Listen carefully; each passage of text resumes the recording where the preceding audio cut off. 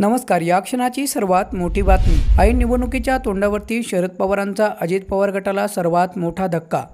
अजित पवार गटाला बीड जिल्ह्यात मोठं खिंडार. राजकीय वर्तुळात एकच खळबळ. सविस्तर माहितीसाठी हा व्हिडिओ शेवटपर्यंत नक्की पहा. दरम्यान राष्ट्रवादी काँग्रेसमध्ये झालेल्या बंडखोरीनंतर मूळ राष्ट्रवादीचे 2 गट निर्माण झाले. परिणामी दोन्ही गटात सत्ता संघर्ष सुरू झाला आहे. हे सर्व सुरू असताना यातच आता आगामी लोकसभा निवडणुकीचं बिगुल वाजलं असून सर्वच राजकीय पक्षांनी जय्यत तयारी सुरू केली आहे. याच पार्श्वभूमीवरती राष्ट्रवादीच्या अजित पवार गटाला मोठा धक्का बसला असून उपमुख्यमंत्री अजित पवार गटाच्या राष्ट्रवादी काँग्रेसचे नेते बजरंग सोनवणे यांनी आपल्या असंख्य कार्यकर्त्यां आणि समर्थकांसह राष्ट्रवादीचे सर्वेसर्वा खासदार शरद पवार, प्रदेशाध्यक्ष जयंत पाटील यांच्या प्रमुख उपस्थितीमध्ये राष्ट्रवादीच्या शरद पवार गटात जाहीर पक्षप्रवेश केला आहे.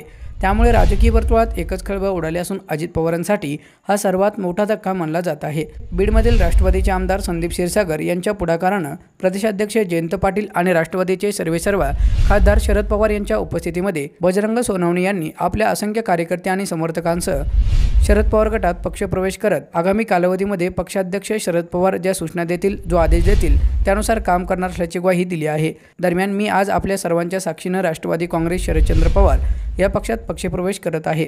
तसं मी राष्ट्रवादी काँग्रेस पक्षातच होतो, परंतु आता राष्ट्रवादी काँग्रेस शरदचंद्र पवार या पक्षात मी पक्षप्रवेश करतोय.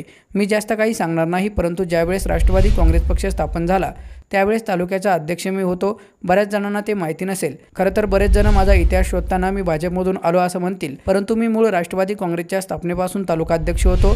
राष्ट्रवादी काँग्रेस आणि आपल्या विचारांबरोबर मी काम केलंय, परंतु मध्यंतरी पक्षात झालेल्या फुटीनंतर मी अजित पवारांसोबत जाण्याचा निर्णय घेतला.